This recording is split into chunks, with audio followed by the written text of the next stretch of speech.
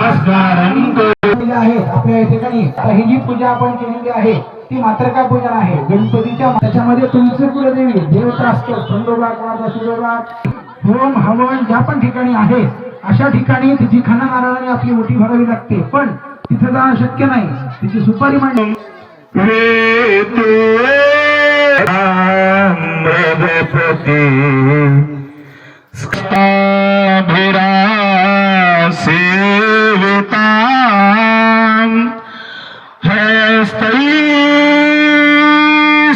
विशिखा